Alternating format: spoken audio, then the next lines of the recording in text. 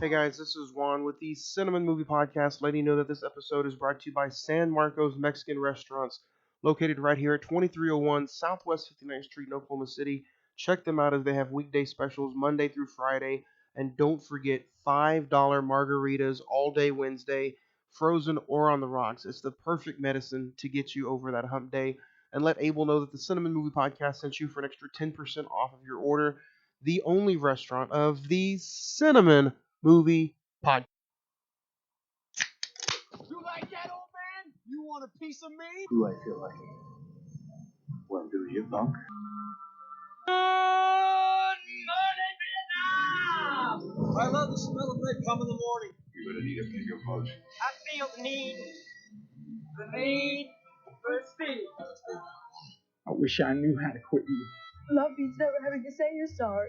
You do? You shoot your eye out, kid. I answered. And don't call me Shirley. There's no crying in baseball. This is long, bitch. Hey, the Schwartz baby. I am the father. At you, my pretty. Take your stinking paws off me. May the force be with you. Here's Johnny. And you know this. Lips and thighs. Oh my. Stay focused. Happy Monday, moviegoers. Welcome to episode 178. Welcome to There Will Be Blood, and welcome to the Cine-Men Movie Podcast. I'm your host, Juan, and I am joined by the cast, the crew, the guys. Zach. Hey, what's up, guys? Eduardo. Hello. What a Monday. What a weekend. What a week it's been here. The Super Bowl match is set. Oscars are right around the corner. And, yeah, it was also Royal Rumble weekend this past week. So there's a lot of stuff going on in not only just entertainment news and movie news, but all throughout the sports world. What a day and what an episode. I can't wait to talk about There Will Be Blood. We got a lot of great emails about why is this our first PTA movie? Why is this our first, Daniel Day-Lewis movie? So I think this is going to be a fun episode, and I can't wait to dig into it. A look back last week, guys. But how dare I? Before I get into, I'm so excited. How you guys doing? Ed, we'll start with you. You don't want to know. I don't want to know, but I just asked for the listeners. Nah, man, I've been doing great. So far so good. Just came off of vacation. Today was my first day back to work in about almost a week. Must be nice to take vacation. It was.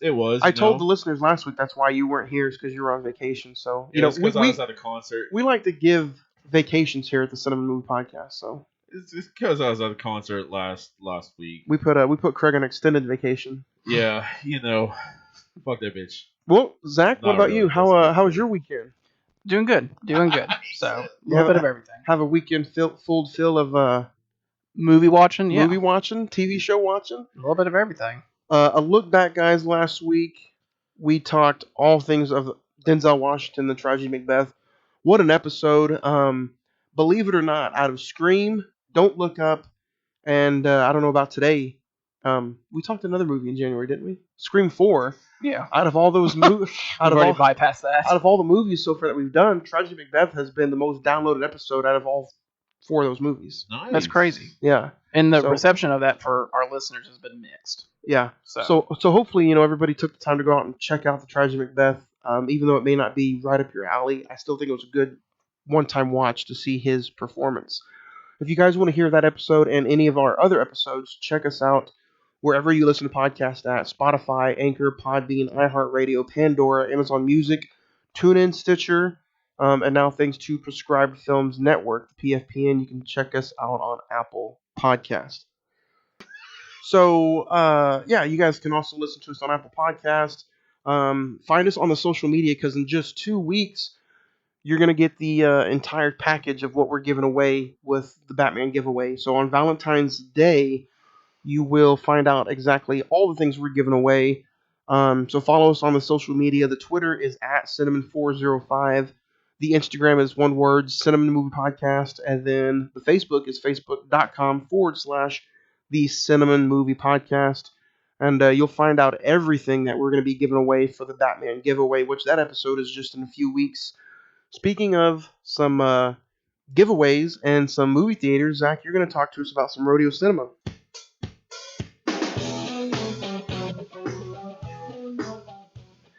Hey guys, this is Zach with the Cine-Men Movie Podcast, here to talk to you about our good friends over at Rodeo Cinema.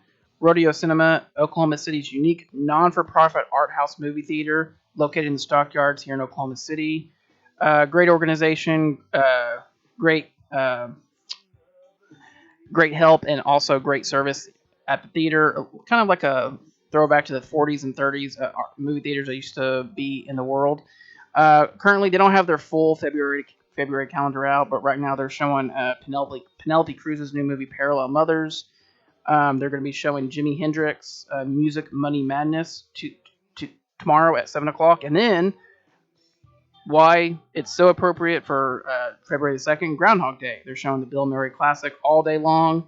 So go check them out. Rodeo Cinema, 2221 Exchange Avenue, Oklahoma City, Oklahoma. And tell them that the Cinema Movie Podcast sent you.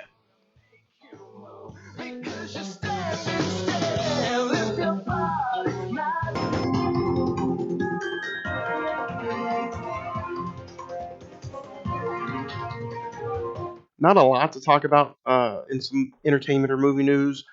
Entertainment-wise, we have the Super Bowl matchup set, guys. In just 2 weeks, you will get the not St. Louis anymore. The Los Angeles Rams and the Cincinnati Bengals are in the Super Bowl. With that halftime show, I saw a meme that said Matthew Stafford's in the Super Bowl, and with Eminem being there, this is the closest that the Detroit Lions will ever be to the Super Bowl. Damn. Probably not a lie though. I think I think it's good for the NFL to have young blood and people who have never been in this game to be in the game. Two teams that have never been there in decades. The Rams haven't been there since 2001, and then Cincinnati hadn't been there since the 80s. So I think this is good for the NFL. Yeah. To have Brady retire and no longer be in the game, to have Pat Mahomes sit down and not be in it. I think this is good, and I think again, just like the past 10 years, this is going to be the heaviest thing watched on all of TV all year round. Yep. Zach, somebody who don't even watch or keep up with a lot of sports, every year you watch the Super Bowl. I do, yeah. I think they're expecting over 100 million views that's far crazy. As on TV wise, and I think that's just TV hasn't done numbers like that in decades, just like TV shows in general. Yeah. A random NFL game gets like 50 million views. Well, and like you said, it's just Brady's not in it, Mahomes is not in it. We got two teams that have not been in a very long time, if at all, and so it's just nice to see something that's different. So, you guys want to do some more early picks, or you want to save it for next episode? I'll say next episode. Next episode is the very last episode before the Super Bowl, so we'll talk about it next Monday, February the 7th.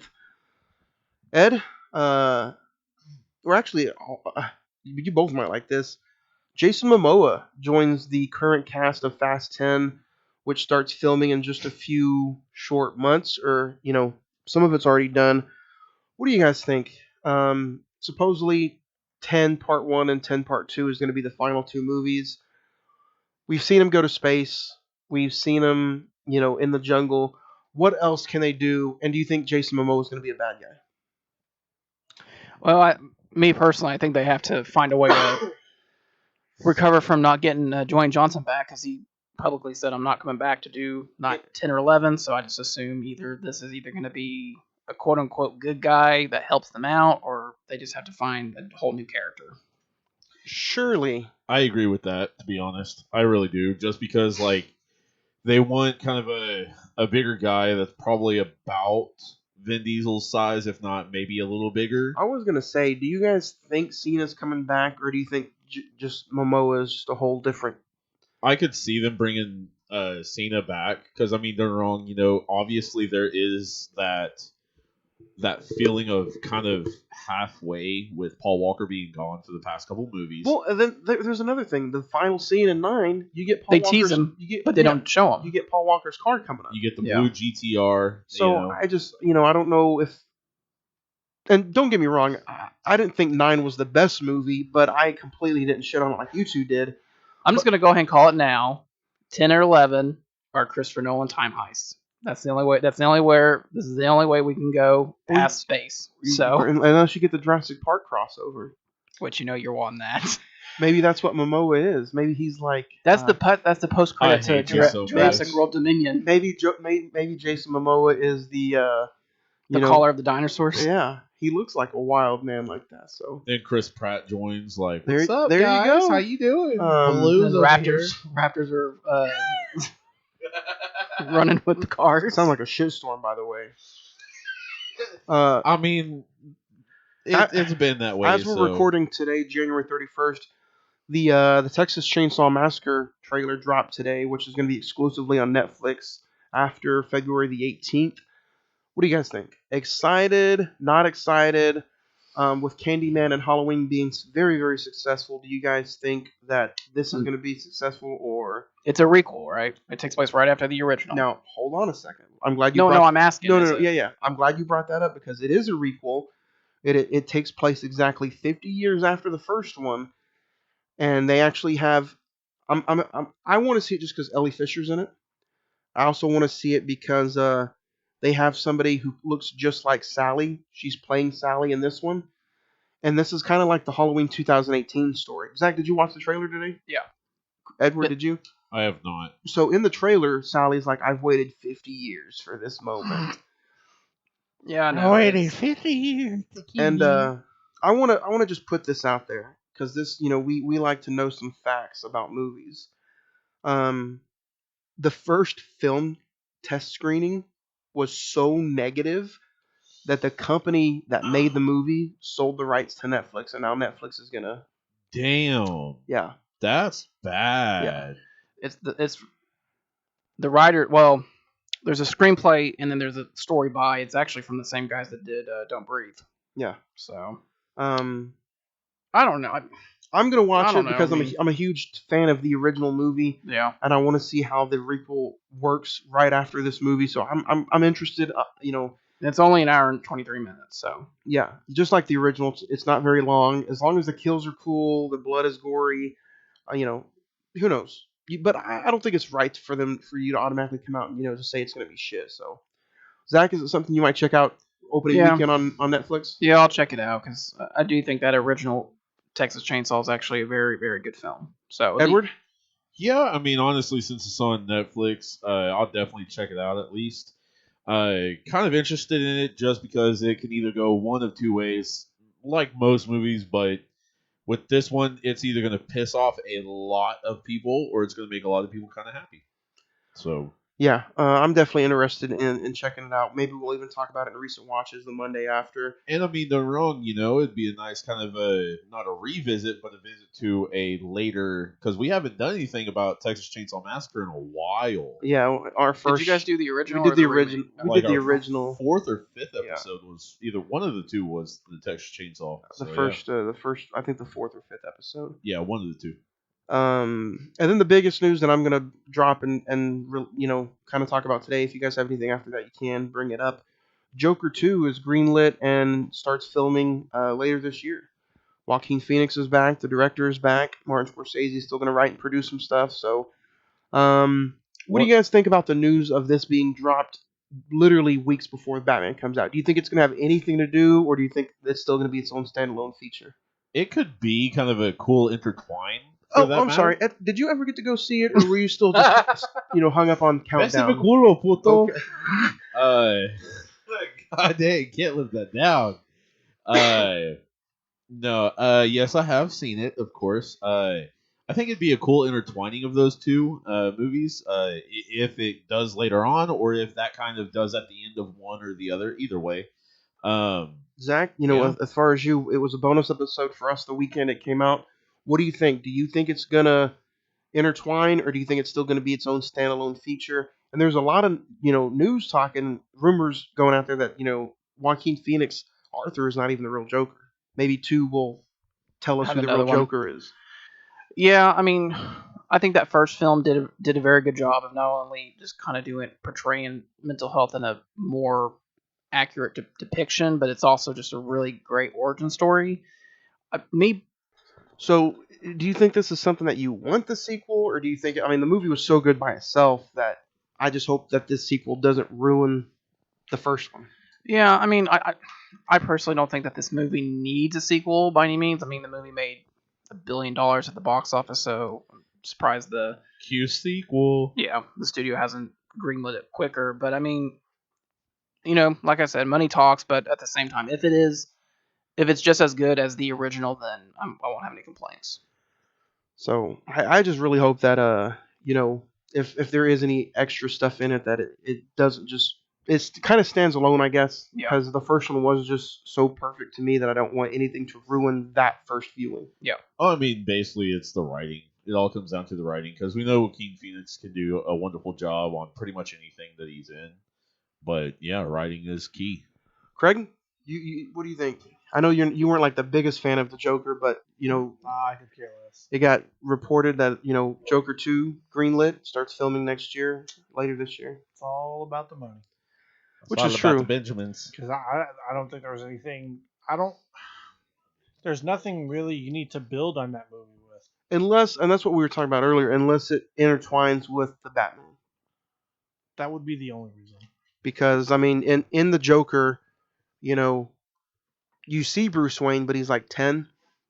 Super, super young Bruce Wayne. Robert Pattinson's super, super young Bruce Wayne. So, we'll see. We'll check it out.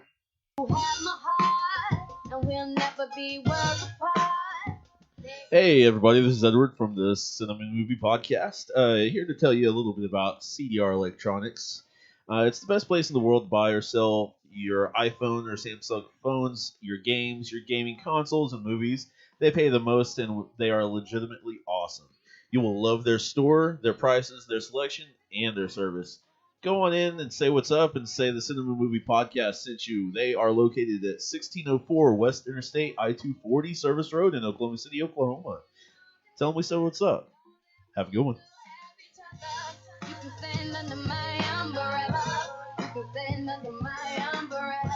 All right, guys, let's get into some recent watches or recommendations.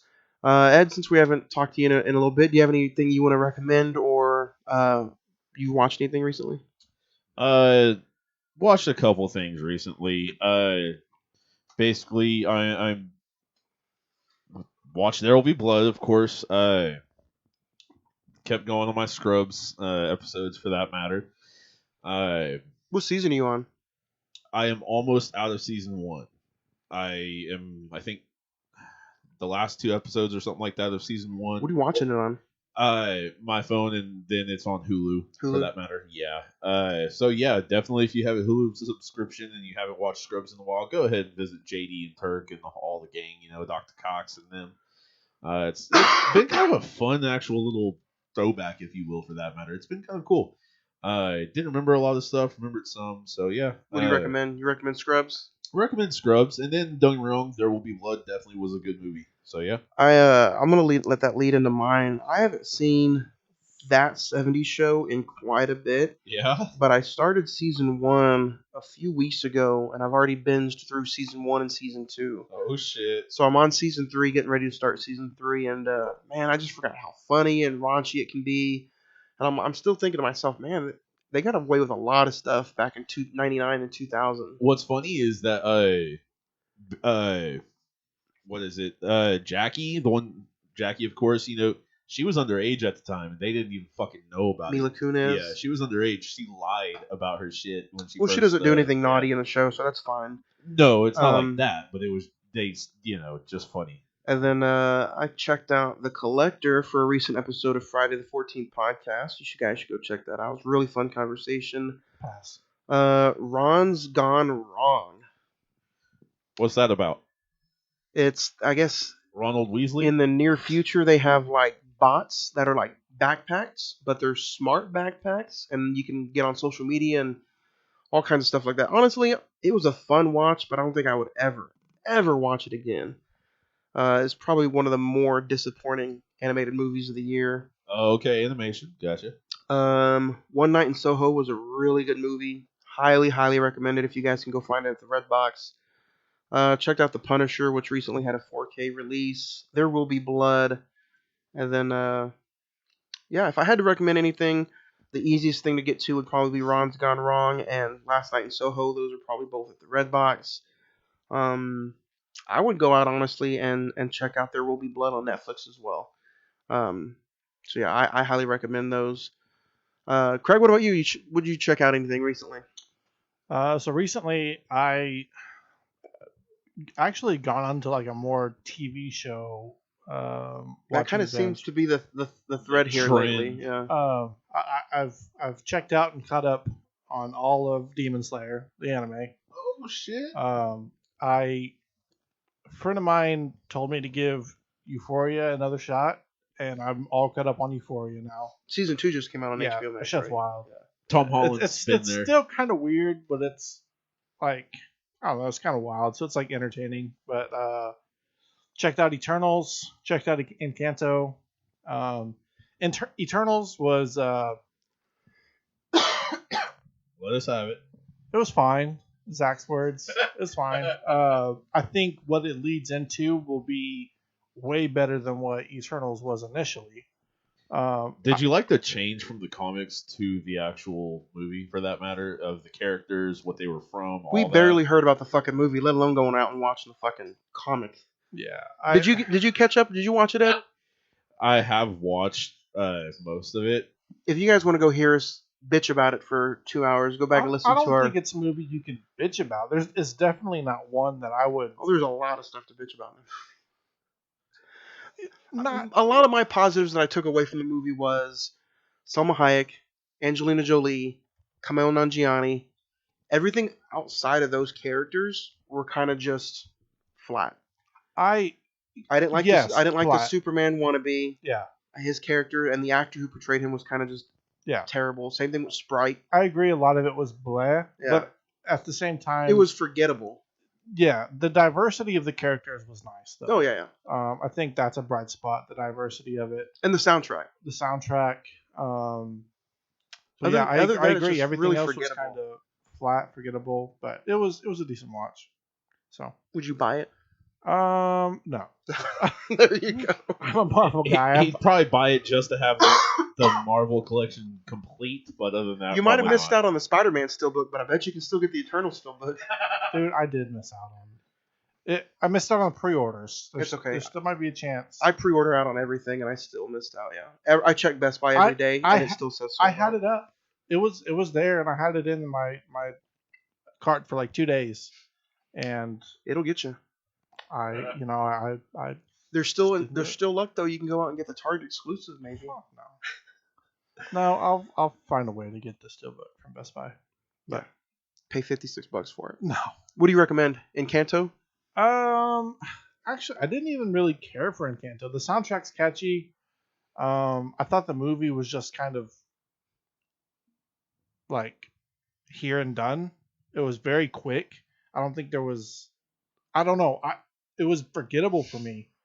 Maybe I just didn't sit and watch it, but I know it's on Disney. personally- I know it's on Disney Plus, but I'm gonna wait for the Blu-ray to check it out. It's been on a lot at my house, and the one time I actually did sit down and watch it, I just didn't care for it. So My daughter sings this song about something about some guy. we don't talk about Yeah. Bruno. Yeah. Yeah. I don't know who the hell That's Bruno been is. No, that's been a very popular song. Because I was about to say I didn't even know that was from that, and I've heard that phrase. You know why I think I don't like it? Because it's popular. Lin-Manuel. Who? Lin-Manuel, the same guy who did. No, tell me what it is. I have no idea I forgot what it is. Lin-Manuel? Yeah. Hamilton. Hamilton. Lin-Manuel. Oh, I don't know. He's the guy that directed and was the star of Sounds like the guy who directed Saw 2. What's his name? I don't know. Not Lin-Manuel. Not Lin-Manuel, but But yeah. Darylyn Bousman? no. Is that his name? Lee something. Lee Whannell or Lee Whannell, from the guy who wrote some of the Saw movies. But anyway,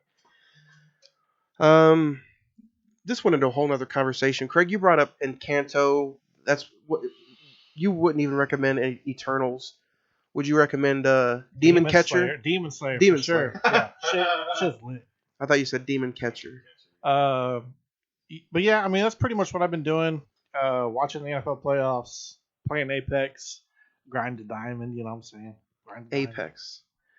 Yeah. But that's the pretty much fuck been is the diamond? That's for another podcast. Diamond is the rank. So like you have bronze, silver, gold, plat, diamond. Is this a battle royale game? Yeah. So you're playing with 12-year-olds? No. I'm playing with 28-year-olds. We're fucking up 12-year-olds.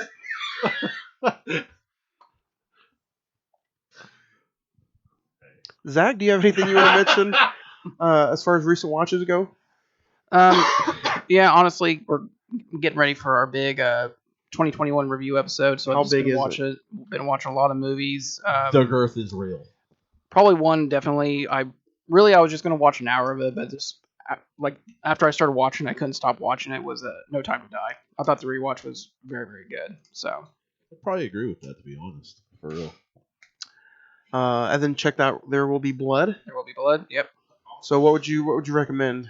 There Will Be Blood. Obviously, we're gonna be talking about it here in a little bit, and then No Time to Die. We did a full episode on it, and it's at the Red Box right now. So We're doing There Will Be Blood.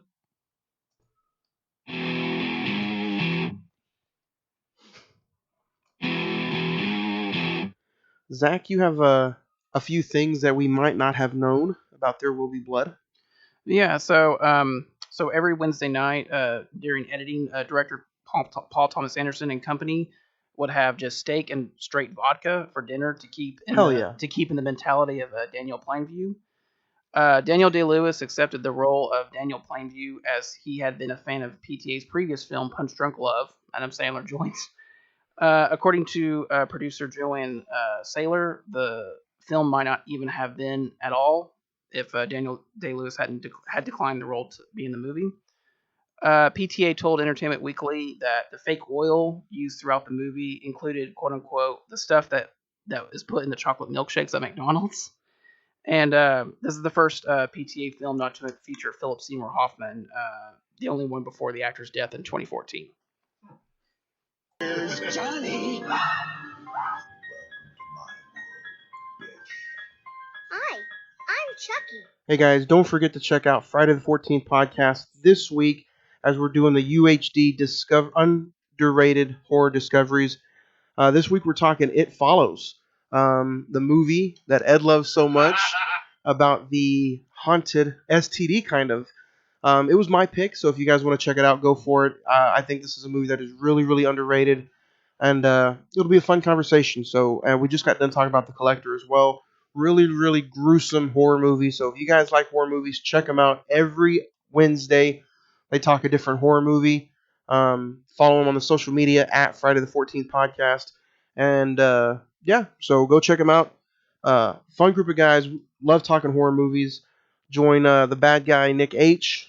The H is silent. And then go also check out Mr. Fuentes. And I'm in there sometimes as well. So Friday the 14th podcast. Fun conversations.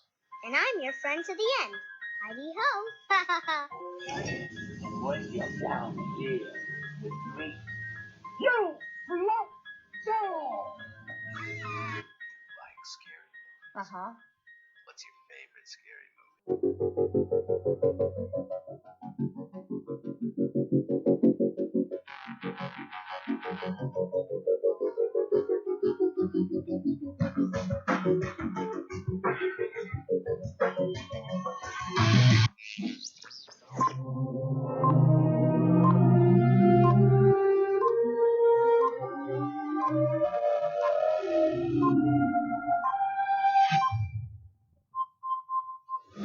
All right, guys. I think this is going to be a fun episode, fun top five.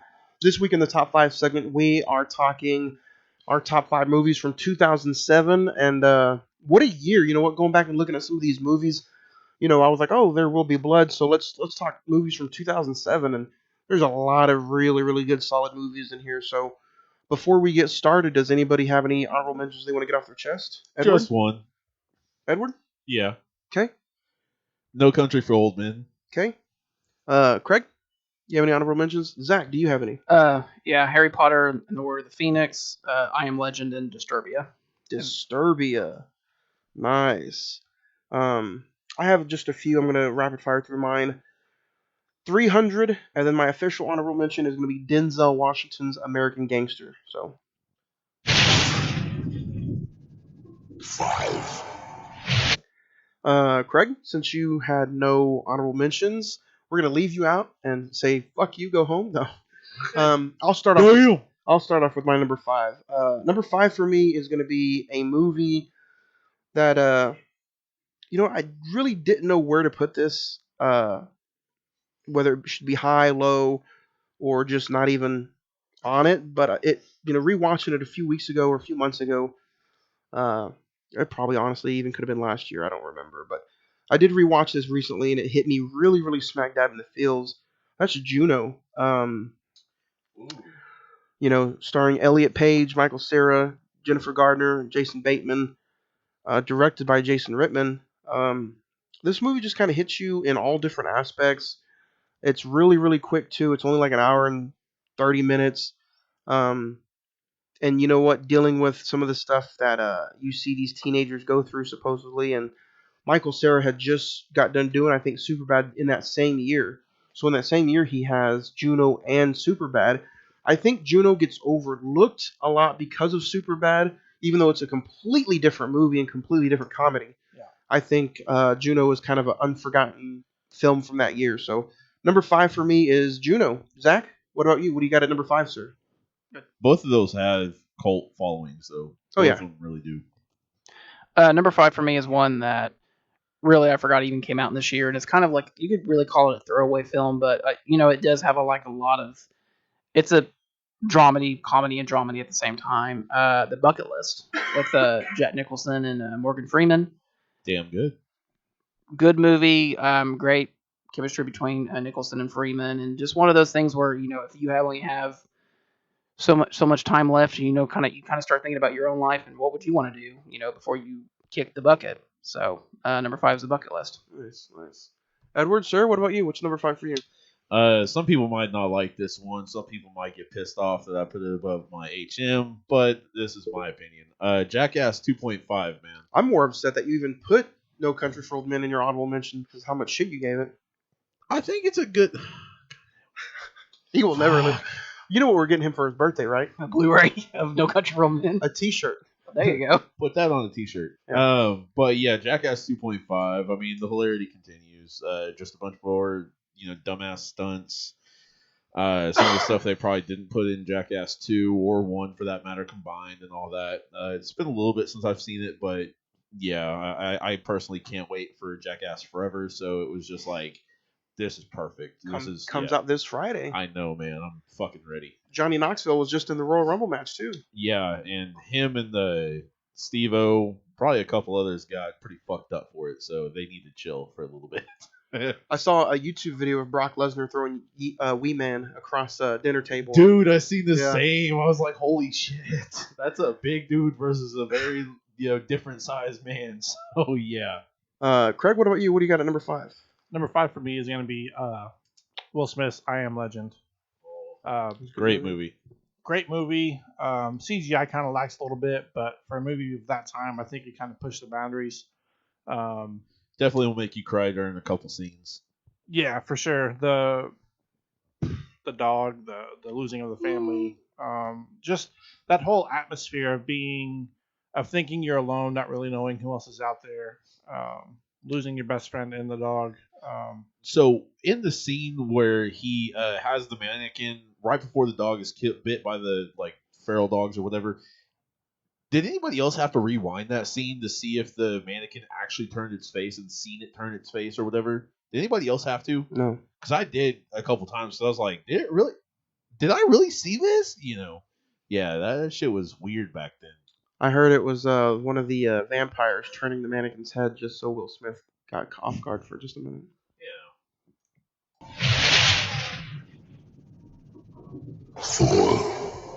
That was a good number 5 for everybody. I think that was a really, really solid number 5 for everybody. And, if you guys want to play along and send in your top 5 of 07, send them in at CINEMEN921 and we'll read them over the show. I think we have like a few that sent in their top 5s already, so it should be fun. Number 4 for me is going to be Gone Baby Gone, starring Casey Affleck, Ed Harris, Morgan Freeman, directed by Ben Affleck. I haven't seen this movie in a few years, but I just recently found out about it. I'm going to probably say like within the last 5 years. And It was a pawn shop pickup for me for like $1.50. One of the best $1.50s I've ever spent because movie really hits you, and there's a big twist at the end too. So it kind of almost reminds me of a. I'm gonna say it almost has some A24 vibes, but not fully. Um, but yeah, I really enjoyed Gone Baby Gone. Highly recommend it if you guys can watch it. I recommend it. It's on HBO Max. So number 4 for me is Gone Baby Gone. Zach, what about you? What do you got at number 4? Number 4 for me is probably one that we've all seen numerous times throughout our young lives. Number 4 is Superbad with Jonah Hill, Michael Cera. Great comedy duo that truthfully, I'm really surprised they really haven't done more outside of Superbad. I know they've done other things on their own, but as a duo, I'm surprised they haven't done more. Emma Stone's great. Seth Rogen, Bill Hader, just a great, hilarious coming of age story that hit us when we were on middle school, early going into high school. So number 4 is Superbad. Pretty sure that was actually her first bigger That was her first role. film. Yeah. Oh, okay, first film. I was in high school when that movie came out. Yeah, And I was a sophomore at least. what was crazy about it was Everybody was talking about it. yeah, but almost as soon as that movie came out and everybody went to go see it, like 2 or 3 years later, you have everybody in Hollywood trying to remake something like that. Yeah. And it just it didn't make that movie bad, but it was just like, we've seen this before, let's come up with something new. Copycats. Yeah. Can't outdo the OG. Craig, sir, number 4 for you? Or did we? I skipped Ed. I'm sorry. Yeah, it's all good. No, you're not. You're wearing all black. You blended right in with the other stuff. I mean, hey, Ed, what do you got at number 4? Number 4, I'm going to go ahead and put a movie you actually really, really like, and probably all of us at this, just like that movie, I don't like it. we've all seen. You haven't even heard it, sir, so leave me alone until you understand my shit, okay? No, I'm just kidding. The Mist. I don't like it. Oh, bull. The Mist, man. The Miz? The Mist. Awesome. Don't get me wrong. You've pointed out, Johnny, that multiple times you pointed out, literally, this is one of the most kick me in the shit at the end of the movie. No, sir. I said kick me in the balls. It's the biggest kick in the balls. In the huevos, Yes. the cojones. Thomas Jane? Ever, yeah. But literally one movie that just has you kind of on the edge of your seat, like what the hell's going on, and then all of a sudden at the end it's just like, are you serious? And yeah, He deserved it. Shit happens, man. Shit happens. If you've never seen this movie and you like suspense, alien or horror, It's from the same alien writers who flicks, did The Walking Dead, the Yeah. first 2 or 3 seasons. So Frank Darabont. go yeah. do it. Go watch it. really good number. Do yourself a favor. Good number 4. Craig, what about you, sir? What do you got at number 4? My number 4 is going to be right there with Zach. Superbad. It may not be one of the best films of 2007 per se, but people might argue it's not like Scorsese. Oh, that's not an actual film, dog. But you probably wouldn't say dog. But It's really rememberable. it's rememberable. It almost kind of defined a generation of what the 2000s, Pretty much 2000s ours. were. Yeah. Like our middle school, high school ish. It set off multiple careers in a huge trajectory. And I mean, there's nonstop laughs, there's nonstop memes, there's Nonstop quotables. and yeah, just the cast is huge in it. So number 4 is Superbad. And you guys brought all this up, and I think Zach has been pitching for this to be an episode over the last 2 years. I was trying to get us to do a commentary, just watch the movie, just laugh our asses off. Oh, I think fuck yeah. I think we'll have to do this really, really soon.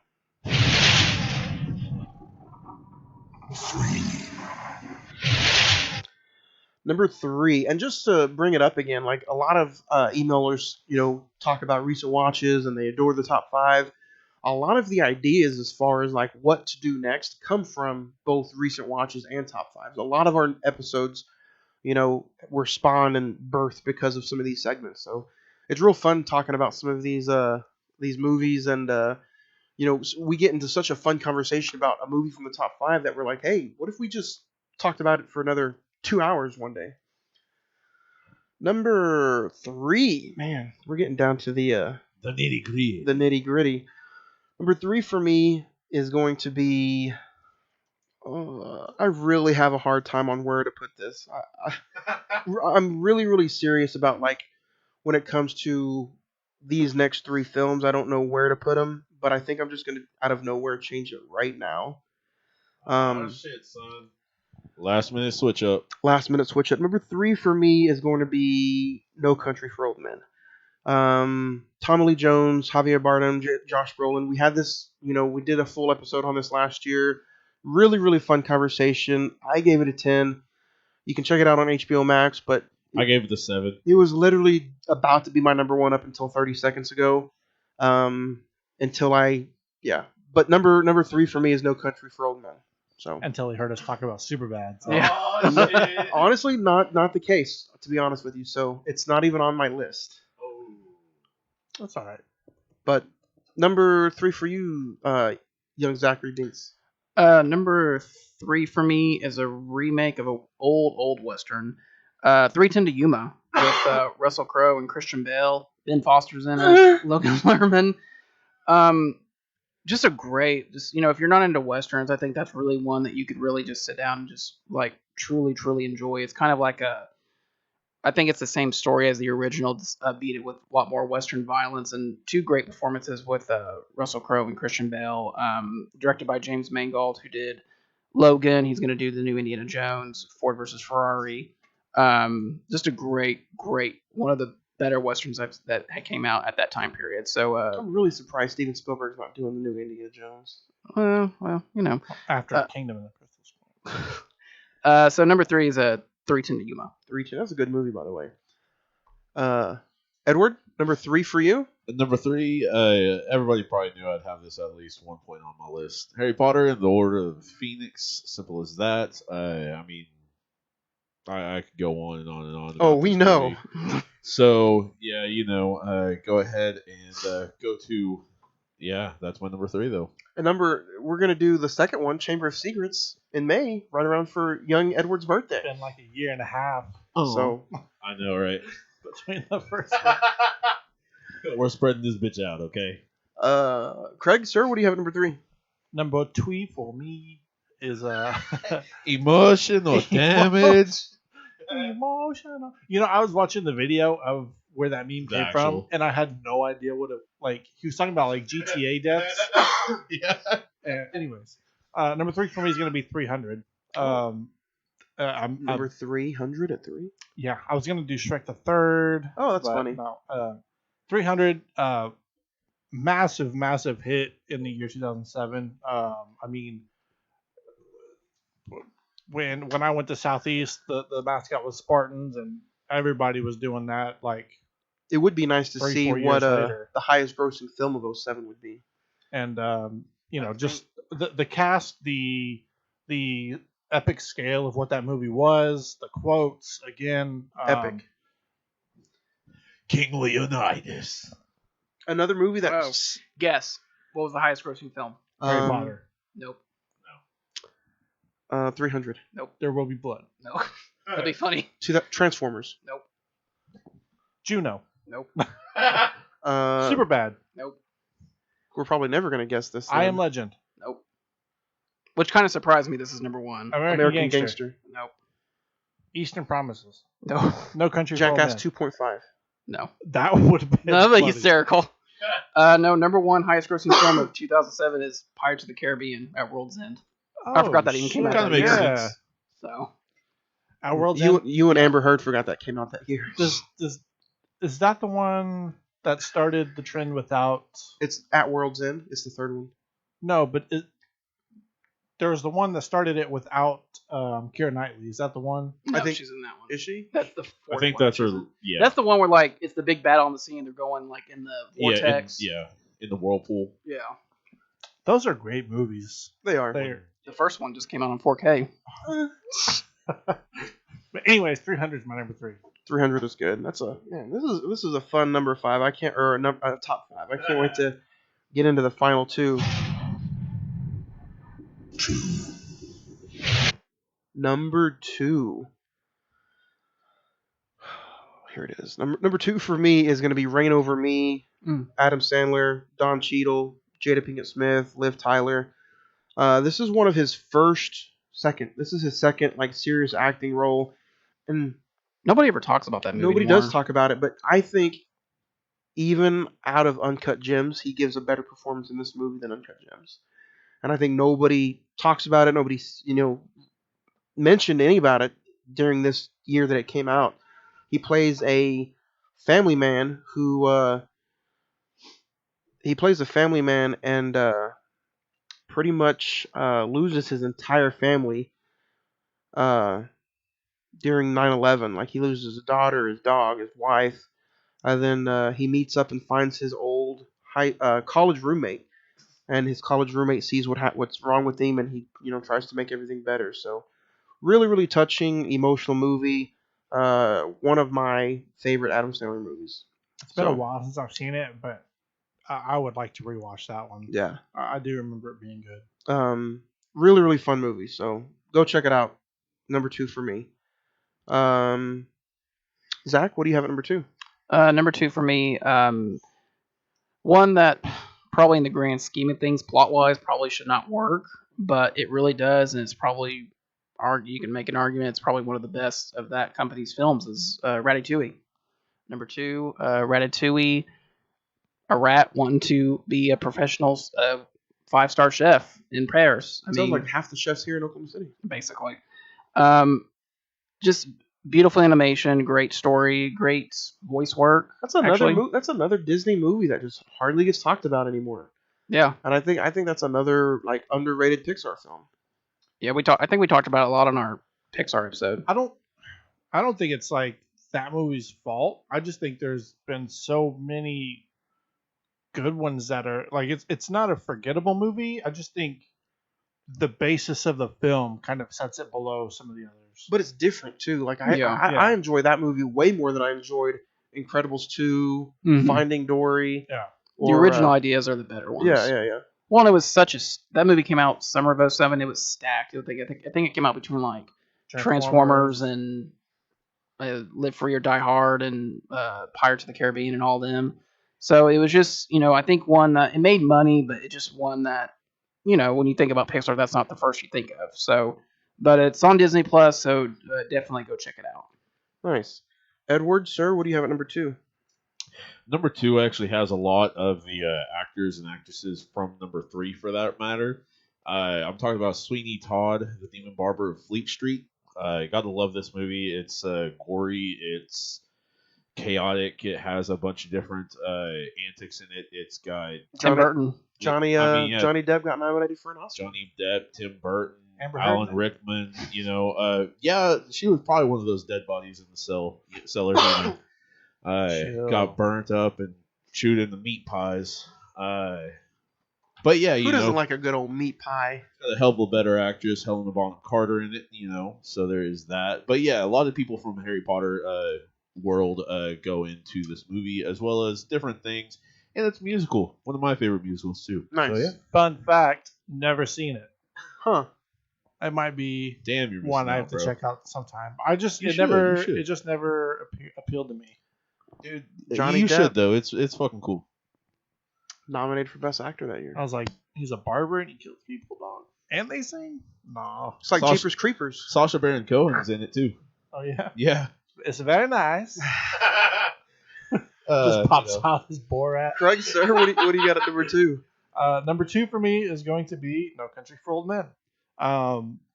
Keep it short and sweet. I gave it a 10 on the podcast. I do think it is one of the best films of the 2010s or of the 2000s. Just very heavy when you're watching it. Great acting by Javier Bardem. And yeah, it's my number 2.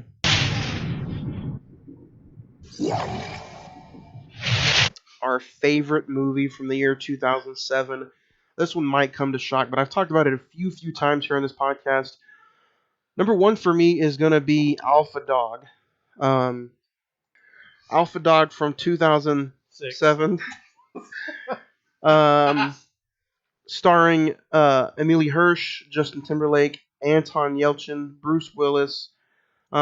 This, believe it or not, was one of the first movies that I got to go out and buy with my very own money when I got my very first job. So this movie has always stuck around with me. And Your favorite person's in it? Ben Foster is in it. He's a badass, by the way.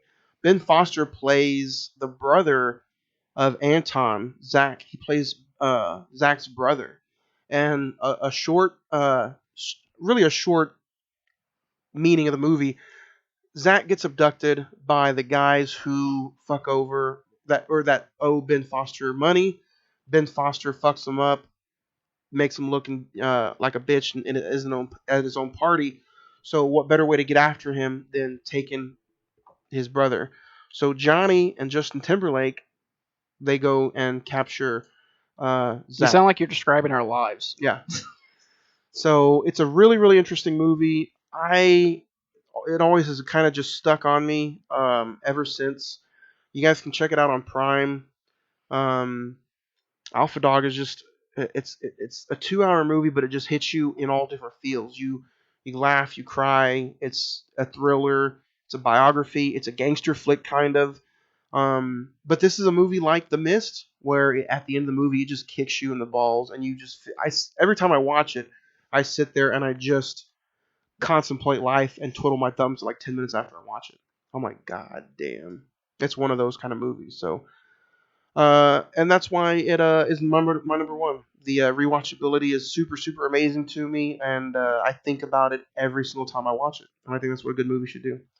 Number one, Alpha Dog. Zach, what do you got at number one? Number one is a film that pretty much everyone mentioned, whether it be honorable mention or number two. Number one for me is No Country for Old Men. We did a full episode on it. It's truly, I think a lot of this, or 3 out of 4 of us would consider it a masterpiece. It's truly something to behold. It's streaming on HBO Max, so definitely go check it out and listen to our episode. So, Edward, what do you have at number one, sir? That's the coolest fucking story I've ever heard in my entire life. That's insane. Can I hear it again? Do you have time? No, I'm just Somebody kidding. turn the soundboard off.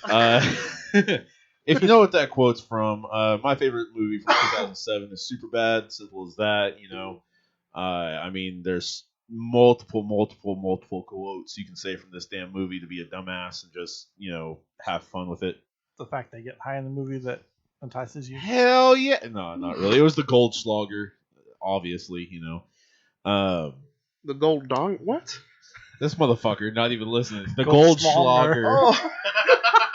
Johnny heard Slonger. He's like, oh, what? I am McLovin. Hello. I love go. But no, I mean honestly, the quotability, the hilarity in it, and then the soft, simple ending of it as well. It was just an amazing, kind of like all of y'all have said, a coming of age story for that matter. And it was in pretty much our generation, so always gonna love that thing. But yeah, my number one is Superbad.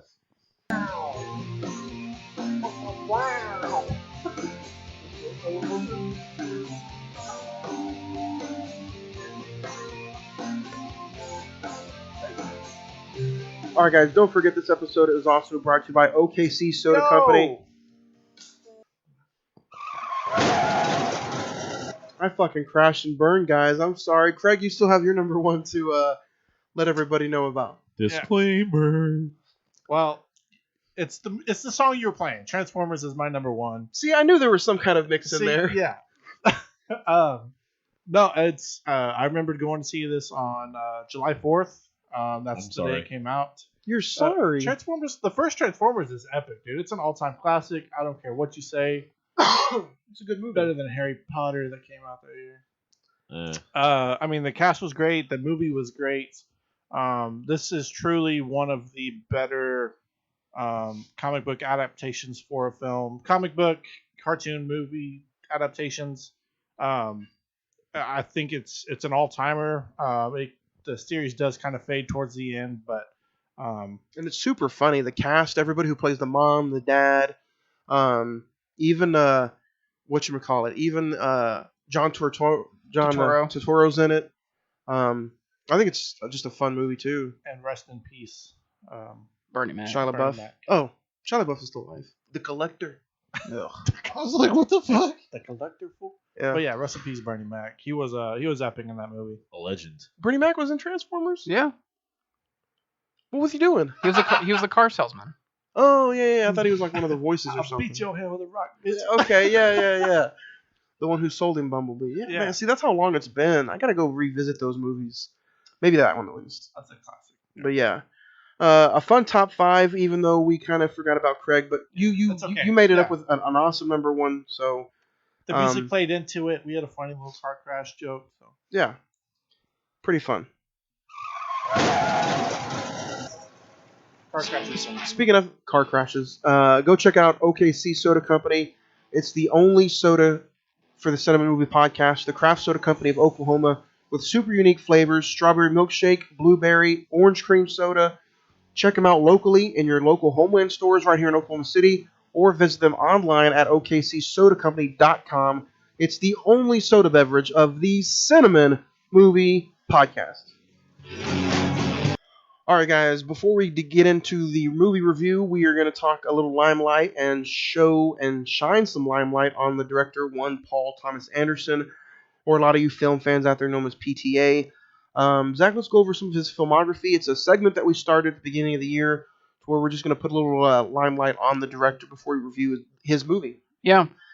So in terms of like his filmography, he's kind of Watch your mouth. in the way of Tarantino. He only has 9 films. He's only directed 9 feature-length films. Bring him up and let's see if maybe we can discuss and mention our favorite and maybe our worst. 96, he did Heart 8, which I've never seen. I don't know if any of you have seen that. 97, probably his breakout directed movie was Boogie Nights with Mark Wahlberg. I've seen that. I'm sure you Boogie have. Nights. Magnolia was 99, which is kind of like an ensemble. It's like a 3-hour film with Tom Cruise and a whole bunch of others. Punch Drunk Love, which you've mentioned, was 2002. Seen it. 2007's There Will Be Blood. The Master in 2012. 2014 Inherent Vice. 2017 Phantom Thread. And then this year he had Licorice Pizza. That's the one I have not seen, but I definitely will So be you've adding it seen- here soon. I've seen 8 of them, or 7 out of 9. Nice. Yeah. I've seen Boogie Nights, There Will Be Blood, The Master, Phantom Thread. So, yeah. He's definitely, I don't know what you think, Johnny, but he's definitely a director kind of like... We're going to talk about it in this. His scores give me a fucking aneurysm. Yeah. Yeah. Aneurysm. His scores give me anxiety. If I had to mention some of my favorites off the top of my head, it would be Punch Drunk Love or There Will Be Blood. And The Master's really good too. Yeah, I would say There Will Be Blood, The Master. Phantom Thread. I mean, it's Daniel Day-Lewis, but it's still kind of, the subject matter is not very interesting, but it's still a good performance from him. You guys want to pick a PTA movie that you guys have seen or recommend? There Will Be Blood. There Will Be I Blood. think that's. I haven't seen many. Edward?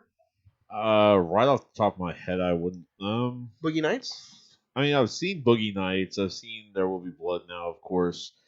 Probably Boogie Nights. Yeah. I mean, honestly, that'd be probably the only one that really kind of, But no, as far as definitely one that I would recommend 100% would be There Will Be Blood. A easily. story of family, religion, hatred, oil, and madness, focusing on a turn of the country prospector in the early days of the business.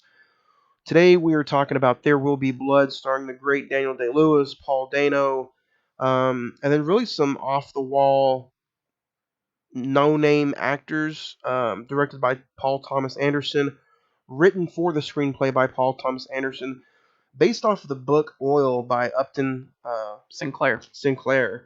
And you guys can check this movie out on Netflix. And guys, that's what we're digging into today. Being from Oklahoma, I'm sure you guys have noticed a lot of the language and stuff mentioned in this movie about the oil and the oil industry. Even this movie is based off of the California oil rigs in the early 1900s. It won 2 Oscars and was nominated for I believe 1, 2, 3, 4, 5, 6, 7, 8. And this is the year that Daniel Day-Lewis won the Oscar for Best Actor. Zach, we'll start with you. Do you remember watching this for the first time? Did you check it out in theaters? If not, how was it revisiting it for the episode? Yeah, I did see this in the theater. It's a film Oh that my god. it's one that, like, I don't remember anything from this movie the first time watch other than maybe two or three scenes of Daniel Day-Lewis's acting. But I was like, yeah, I probably never want to watch it again, truthfully. And then when you said we were going to watch it, I was like, okay, this will be a good rewatch experience. And Was this your second time? yeah, second full length watch of it. It's definitely one that, we'll get into it. There's a lot of people that say this is like one of the best films of the decade and everything. I mean, I think it's a very it's an enjoyable character piece to watch someone go from point A to point Z, basically. But it's not one that I'm definitely going to go back to. We'll dig into it. I'm kind of the same way. I did not see this in theaters. I bought it and watched it, and then this is my second time watching it for this movie. But something I never do is I never look up a lot of historical facts about a movie that we do. I just kind of go in and watch it and do my thing, take my notes. But this one I was like really, really intrigued on some of the stuff around the movie and how loosely based off of real life events it is. Really entertaining facts, really good movie. I agree with you, Zach. I don't know how the rewatchability would be if I watched it like next week, but I will say I can see why a lot of people call this like a masterpiece and what some of the better tones of the movie are. I feel like if you can get through some of the first 30 to 45 minutes, the rest of the movie just kind of takes off. But we'll get into it. It is what it is. It's not for technically your average everyday movie fan, but I will say there's a lot of amazing parts to this movie. Craig, what about you? Is this the first time you've seen it for the movie, or do you remember? Yeah, first time for me. Honestly, I don't know if this was said at the beginning or off air, but I thought it was something completely different than what it was. You thought it was a Mexican American gangster flick? No, I just thought I thought it was going to be somewhat of a gangster flick, or like a mob movie, and then whenever they popped out and it was, boots and spurs, kind of took me off for a second, and I had to, okay, it's not what we thought. Let's just go in. But that's pretty cool. Like you go, we mentioned this movie for the episode, and you went in completely blind, and you're just like, Yeah, I didn't read up or anything. I just went to Netflix, turned it on. that's pretty cool. I like that. Ed, what about you? Have you seen this before, or was this the first time watch as well? Negative. First time watch as well. I didn't kind of the same thing. I didn't know anything going into it either. Just kind of yeah. So I thought it would be fun to talk about this movie. Why? A, because Paul Dano was just a few weeks away from playing the Riddler. B, and then we've never done a Daniel Day-Lewis movie or a Paul Thomas Anderson movie, and it's really, really close to Oscar season. So I'm like, why not pick out some of these movies that have been highly acclaimed and talked about for years and years on end. And then it's one of those movies like Shawshank Redemption, Citizen Kane, where a lot of people say it could be considered one of the greatest movies of all time. So we have 4 different minds here, 4 different reviews. Let's talk about it and see what our thoughts are. Those are usually some of the funner and most entertaining episodes, I think. So, like you guys talked about in top 5, with a movie like No Country for Old Men come out in 07, this one did as well. Let's get right into it, man. We're not going to really go scene by scene anymore, kind of like we did last week, Zach, with the tragedy Macbeth. We're just going to kind of talk and review the movie. Well, I don't think you can with this one because No. there's just so much to talk about in this. I will say I do enjoy how detailed Paul Thomas Anderson is in this movie. Mm-hmm. Everything from the dialogue all the way down to the score and his performances. I don't know about you guys, but the way the movie opened up with the score, did you guys get some horror vibes? I got A24 vibes. Did you? Yeah.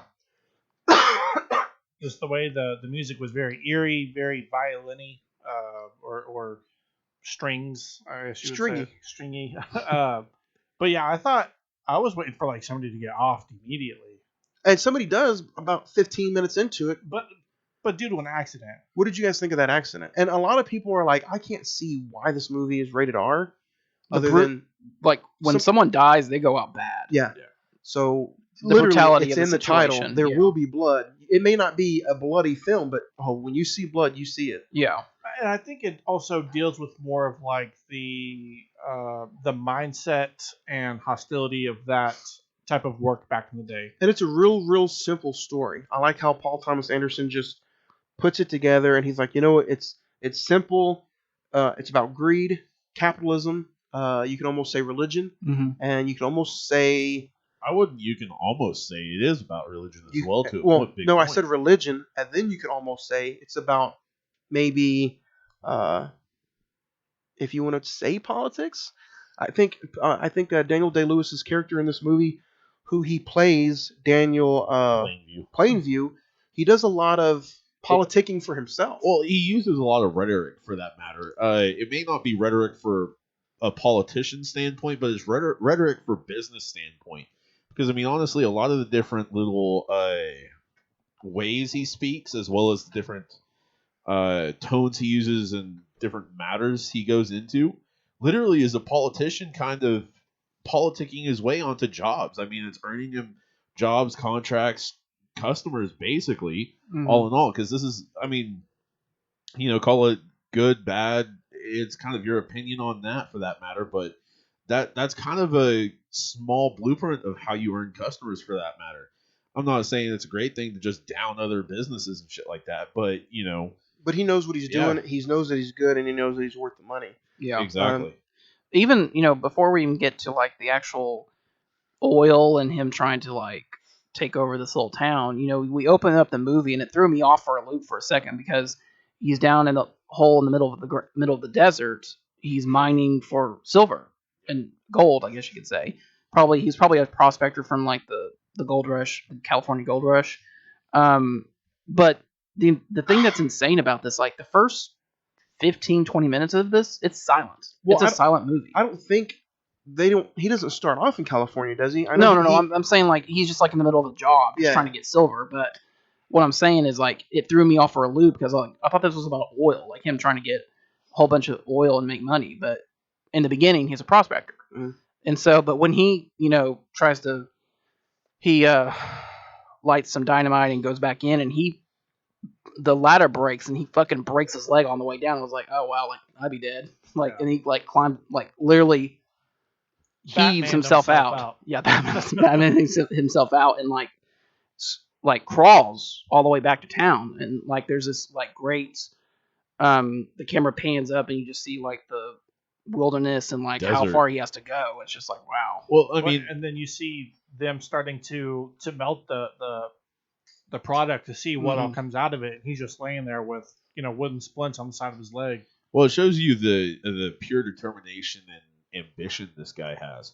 It shows you from the get-go, he will practically go and do anything, go through anything, do anything to either drag his own ass back through hell and all, break a bone. Not really, he cares, but not really. I don't think he does care, and I think you see that. I think he cares enough to try and get back from it, so he can keep on doing what he's doing. He cares, but I think that's kind of the end of it. A lot of reviews talk about how you see the transformation of him being greedier and greedier. I don't think that's the case at all. I think he was that way from day one, and he'll do anything he has to do to get where he wants in life. I will partially argue with you on that. Including picking up the kid whose dad died in the oil rig.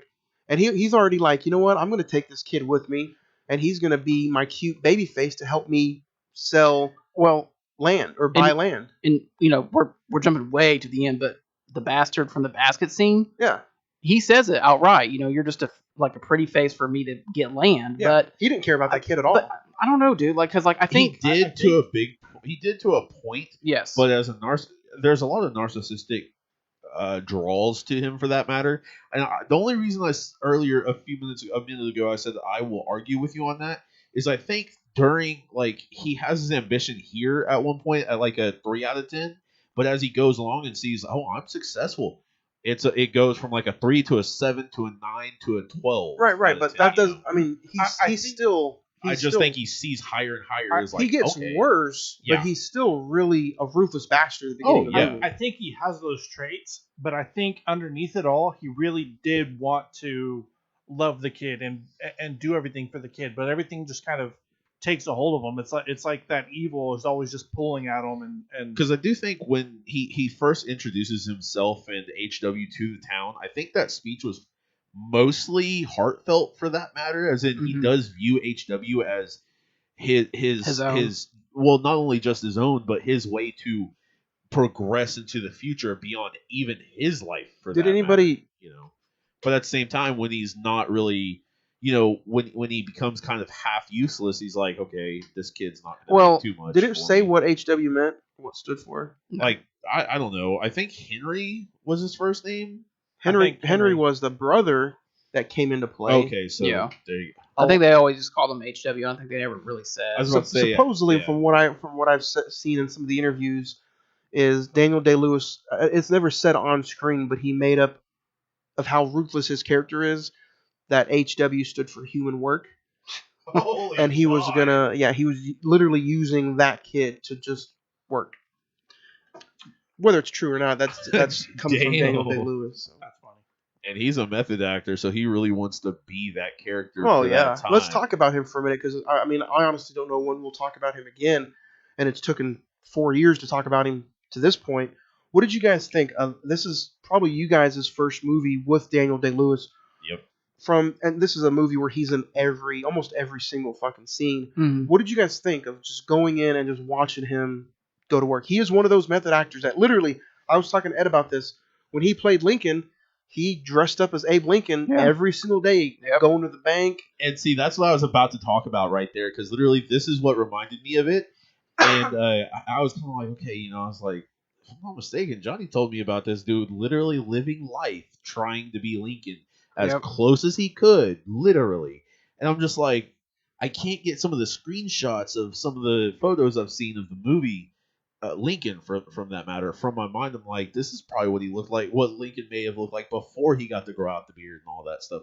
But at the same time, it just goes to show that, if he was this way on set, off camera, off mic, off, whatever, damn, man, this guy is not nuts in a bad way, but nuts in the best way possible, because he's literally one of those guys that when he does a film, that nothing he does is gonna fuck that film up. Oh yeah, nothing and he does. Give it what you will. Some of his movies may not be the easiest pace to watch, but he's been nominated 6 times, and then he's the only person to win the award 3 times. Wow. Yeah. So I mean, that's impressive right there. But we'll start with you, Craig, and then we'll go to Ed. What did you think just sitting down and watching him just kind of do his thing as Daniel Plainview? I mean, you don't get a lot of. It seemed very authentic. It seemed like it was directly from that time, from that era. More like a documentary in a way. Yeah, like an oil documentary. I think that just speaks volumes to, like you said, how dedicated he was to learning that method of acting to portray people from that era, and I think he does it brilliantly. If we're going throughout the movie, literally one thing I think is just the evolution of the character, for that matter, and how he goes about any line, any scene, the depth of the dialogue, the delivery of the dialogue, the delivery of the scene, The facial expressions. Yeah, anything he does is literally just like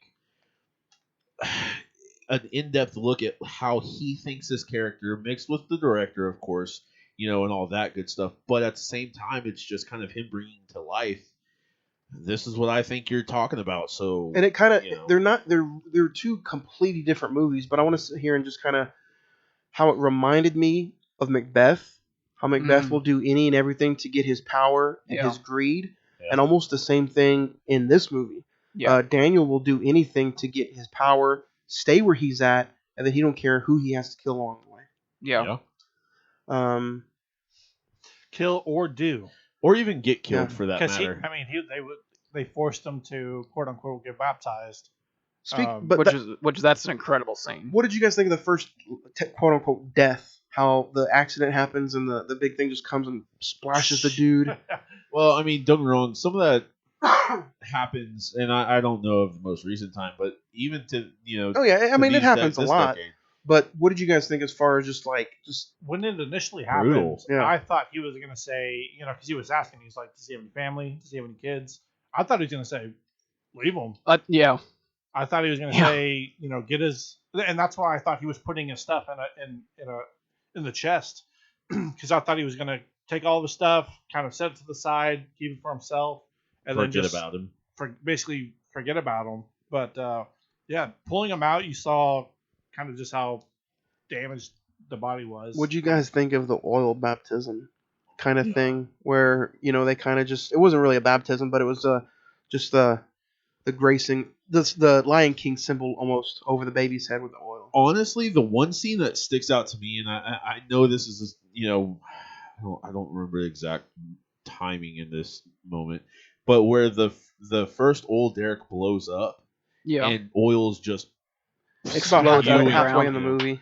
Yeah. literally that scene right there kind of encased everything, because literally his son, supposed to be son, is laying there basically death, Yeah. and he's just looking at his oil like, huh. And I think that for me is when the character just there's no coming back from that, He because shows you, it shows you, it's a great moment where he's HW has been deaf from the explosion, and he drags him, tries to get him out of the way, and says, "Stay right here." Just like he's yelling at him, "Stay right here," because he can't hear. But then, he never goes back and checks on him, and he just sits there all through the night, and it's just like there's a whole ocean of oil under our feet, and no one can get at it except for me. Even his partner is like, "How's HW?" Dude, He's like, "Oh, he's in there." And this guy is literally just standing there looking at him, and just before that, It'd be like if my Blu-rays fell, check on my his partner's like, If I die under all the Blu-rays, it's like get the Blu-rays. Well, make sure the Departed's okay. like his partner's standing there, kind of just looking like, "Oh my God, we're not going to recover from this." And he's like, What do you like down about?" He's like, "This is incredible. All I see is money, and it's just like, but damn, Mr. Krabs." At the same time, where they're saying that, and he's actually showing those emotions, that's all he cares about at the moment. Again, back to what I was saying earlier, when Paul Dano's character is telling him to say that he abandoned his child, I really do feel like he's hurt by the fact that people recognize that, and he did care for the child. So do you think he was upset that he actually sent the child away, or do you think he was more worried about what people thought about it? The image. No, I legit think he cared for the kid, and it's just the greater evil of becoming rich and the wealth. There are some scenes that you are probably like, you know what, you can kind of tell he really does care about the child. Yeah. One is when the child comes back and the child starts swinging on him. He doesn't backhand. He never abuses the child in the movie. Even when he sets the house on Yes, fire. that's the other one I was going to bring up. When the kid sets the little cabin on fire, he goes and chases him. He catches him, but he never. I thought he was going to take him behind the bush. Yeah, and just get the me too. Right, yeah, but he never laid a hand on that child. Yeah. Yeah, but So- did you notice in the scene where they get reunited when they come back on the train, they're in the far background of the scene, in the forefront it's the pipeline. Mm. And then they're coming back and said, let me show you what we've done. It's just like, oh, there it goes right back to the oil. Yeah. See, and okay, so Eli, who's Paul Dano, Speaking for that matter, of Eli, Hate that character. You liked him? I don't like him, but I kind of like the versus chemistry of him and Daniel Day-Lewis's. It's a power Daniel match Plays. between the two. I love that just and it because starts all the way from when you get introduced to. into the When he's- Sundances yeah. or whatever have you. Sundays. Sundays. Sundays, yeah. And- Even before that, though, when he comes and he tells Daniel, he's like, "Hey, Well, that's not Eli. No, that's Paul. that's his Well, brother. Yeah. hold on a second. Let's talk about that Well- for a minute, because I got some. You never see them in the same area. It's a fantasy booking. Batman and I Bruce don't Wayne. think. I don't think this is fantasy booking. I literally think that even in the movie, it doesn't mention it, but I think they're the same person. You think well, Paul okay. is And Eli? Eli's Paul. I think Paul comes down to and gets the $500. Right. I think Paul is automatically setting him up from beginning, and you can even tell in that weird exchange when Eli drops off the wood.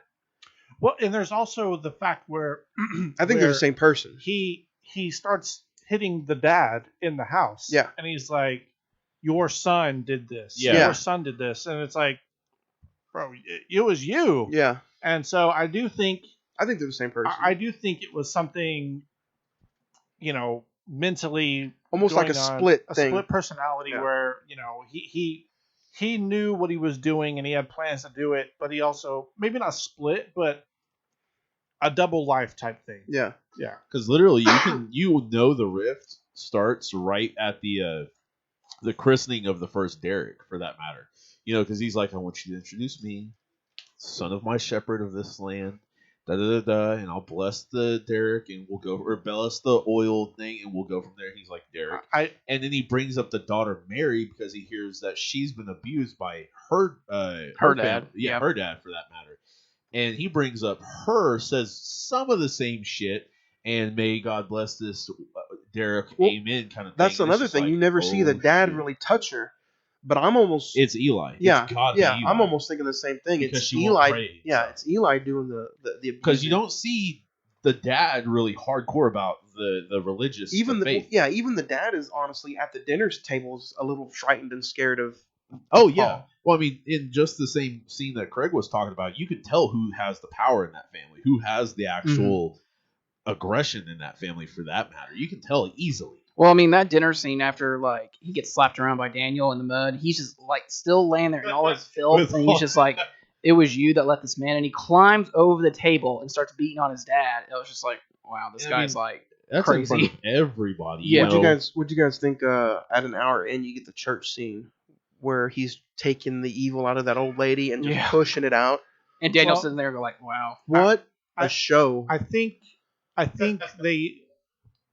do think that was something that went on back in the day where I mean, just look at the Salem witch trials, for Well- that matter. And I know that's a few hundred years before, yeah, but I still. mean even today there's quote unquote false prophets that prey on people who are looking for hope. Mm-hmm. I do think there are authentic pastors and authentic Oh yeah, churches, you've got a but lot of good I do people think there. there are some even in today's world that prey on people who are looking for hope, who are looking for something higher than what is just around us. And back in the day, I think it was very easy for somebody to say, that's easy work to sit here and once or twice a week bring people together and act like I'm anointed higher than these people are. They do the offering. And it's very, very Californian, very Mm-hmm. Hollywood, and I think Paul Dano nailed that character. As much as you wanted to hate him, I think he nailed the character. Oh yeah, Yeah. he for sure nailed it. And you got some really creepy vibes when he was like almost speaking in a devil-like accent, and he yeah. was like, "Get out!" Yeah. And I was like, "Ooh!" It was really it kind of creeped me out. And like the whole, like, it's such a small moment in the movie, but like the comedy in it is just like when Eli asks, "What'd you think?" And Daniel's like, "Hell of a goddamn show." Yeah. Like, And alright. he's not lying. And he Yeah. even smirks. Yeah. Paul Yeah. Dano even smirks at that comment. Yeah. Eli.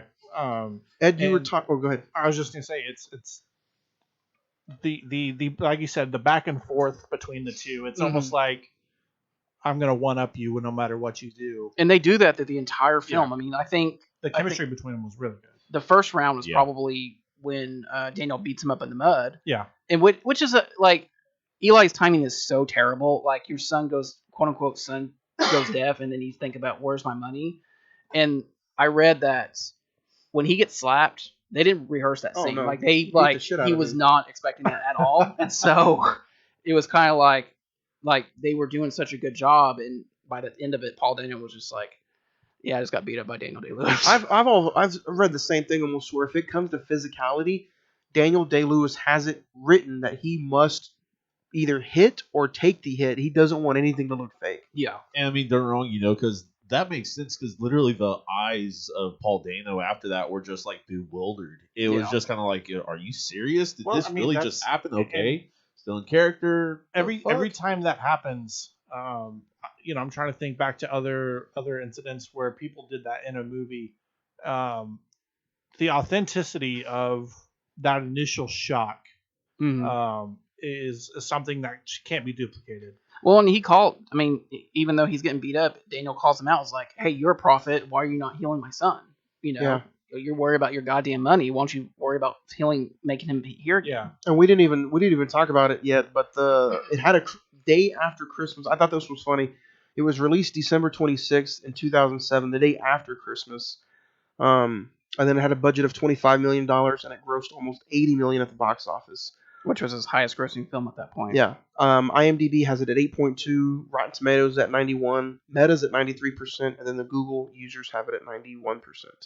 So, speaking of the religion and the oil, do you think it was coincidence, or do you think it's just funny that this movie was released the day after Christmas instead of on December 25th? Because usually December 25th, the biggest day of the year for movies, Yeah. and they chose the day after Christmas. I think it might have been more marketing and all that, you know. 'Cause, Yeah. I mean, like you just said, the biggest day of the year, and it just kind of was like, well, okay, Well- we've kind of made this into this now. So. And we kind of have to get, it's one of those things where we have to get this in the time window where it can be nominated for Oscars. So that's like a perfect time to do it. What do we think about, at that point, after, we kind of talked about, does Daniel love or not care for HW? I think, in my opinion, I truly think he did care about the kid up until he went deaf. And after he went deaf, he was like, You're useless to me. "You're useless to me. I'm not going to learn sign language to be your father and whatever." But we get what we think. The abandoning scene. The The abandonment abandonment. scene's terrible. You Not know- bad, but just like it's a horrible scene where I'm gonna you go can talk to tell. the conductor. Yeah, you can literally tell he's about to cry getting off the train. That while was- he's leaving him. That was his. I'm gonna go get a pack of cigarettes. Scene. Well, Yeah. I think Get a it came gallon out of the milk. 26th because the 25th was a Tuesday. Oh, So okay. the 26th would have theoretically started that The Christmas weekend. weekend. Yeah. Makes Yeah. sense. Nice. So after, We get Henry, the quote unquote brother. which was, I thought, I'm not gonna say it was a pointless scene, but I think it was built to show you again how ruthless Daniel can be. Mm-hmm. Because it was only set up for him to see really how Henry. He's like, Henry doesn't show anything bad. Like, I'm gonna try to steal your money or steal any of your business. But he's like, when it comes to killing Henry, oof. But he gives it away because they're there sitting on the beach and they're talking about Daniel's talking about the house that he remembers seeing as a kid, and he said he wants to own that. But now it's just like my ambitions are so far beyond that house. And then Henry's kind of sitting there going, yeah. He doesn't know what he's talking about. So.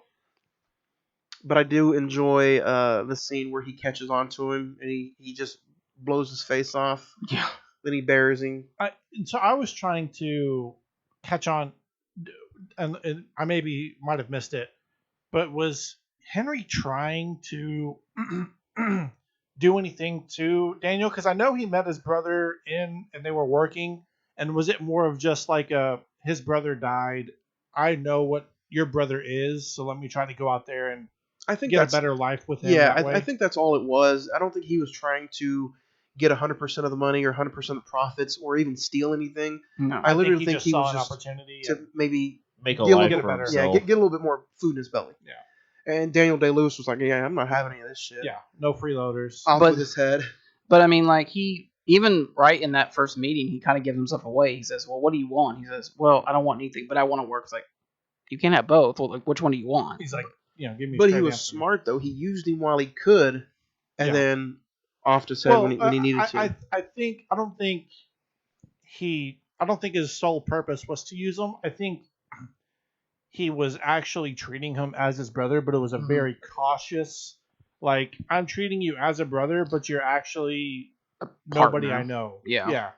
We don't do a lot of audio clips on this podcast, but I'm gonna just play this one audio clip just so you guys can get the feeling of this scene. Lost, but now I am found. I was lost, but now I'm found. I have abandoned my child.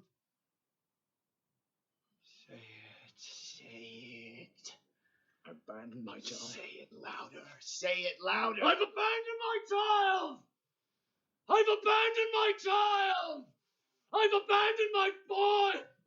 Beg for the blood. Just give me the blood, Eli. Let me get out of here. Give me the blood, Lord! What'd you guys think? It goes from intense and eerie and kind of uncomfortable, and then it just shoots to Emotion. He's like- emotion, yeah. and Well, it's kind of the power shifts for that matter, because it's several times throughout. Literally several times throughout. There's more power shifts, and it's more with. I'm not saying between the two of Dylan. I'm not saying Daniel is stupid and Eli's smarter, but Eli gets one up on. Yeah, him yeah. Well, now yeah, and and that's the second one. this is part 2. Yeah, that's Well, part round, 2, round 2. and he gets to beat the 'Cause- hell out of Daniel now. I was about to say. Honestly. Well, he doesn't do it physically, but Right. he yes, gets he does. well. He slaps him. Well, I'm talking about as far as just like emotionally. Yeah. It's more of a one up on Emotional damage. you. Yeah. So, But it is. It's the fact that Well, I mean- Eli sees an opportunity to kind of repay what he did to him in a way that he can't retaliate because he knows that Daniel is straight up, he can't take him on. right. Like He straight knows that up, he Daniel can't. would straight up beat his ass outside of the church, and so he sees it as an opportunity to kind of be like, "Hey, you mess with me, I'm gonna find a way to mess with you back." are you guys kind of shocked that it does almost Home flip? turf. It almost kind of does flip after HW comes back and he meets the girl and starts hanging out with her again, and then it just shoots into 20 years later, and It does do a it fast gets into the transition. wedding. 1927. Yeah, but it goes from in that jump of a time period, it shows you how worse off Daniel also got as well. By the time we get to the end of the film, 1927, and HW's married, and when he comes back to try to confront Daniel, he is like he's almost like a recluse shell of a man. I mean, he's literally like blowing shit up in his own house. Yeah. I mean, it's insane. Well, Did anyone? I'm sorry. Did anyone think whenever they got done with that conversation and they walked back out in the hallway, that dog was laying there? Did anyone think that he shot that dog? When HW, you talking about when HW got out and started walking away? Yeah. I thought not only was he going to shoot the dog, but I thought he was going to kill HW. I legit thought he was going to walk up and either just beat the shit out of him or just shoot him. I don't know. Because Like, again, that, this is the second time I've seen it since its Yeah. initial run in 07, so I'd forgotten a lot of stuff. I don't think he would want. I don't think he was going to kill him, but I think he was just once he kind of figured out what HW was doing. He's a competitor. Like, I have no use for you, and he basically lays it out on the table and says, "You're a bastard from the desert that I used to make my earnings." If you are not with me, then you are my competitor. Yeah. I was like, geez. Pretty ruthless. I mean, and he's yelling "bastard" from a basket, and Yeah. the guy's deaf. He can't hear him. It just goes on. Would it be funny if, like, as they're walking down the hallway, the dude that's signing with them, he's like, "Bastard from a basket." Bastard from a-" That's the Jack Daniels talking, sir. But it does show just how truly broken he is and how much greed and power and Well, it's kind of a guy who's got everything but nothing at the same exact time, because literally he has everything he's wanted for that matter: success, it's like money, all that. The Exactly. big mansion, But literally at the same time, bowling alley. he has no family, no friends, Yeah. no Speaking of, a lot of different things like that. before we get so- into Paul Dano's character, we're gonna finish off with Paul Dano. I don't know when we're gonna talk about him in a few weeks with Batman. What do you guys think? Paul Dano's character is about to get his comings, but before we finish the movie conversation, Paul Dano, yes or no, or you can add a little bit more. Craig, are you excited to see what he does in the Batman?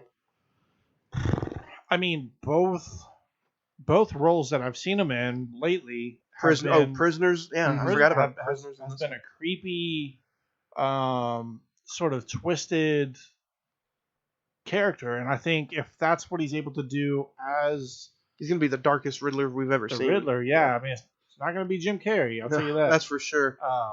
I think.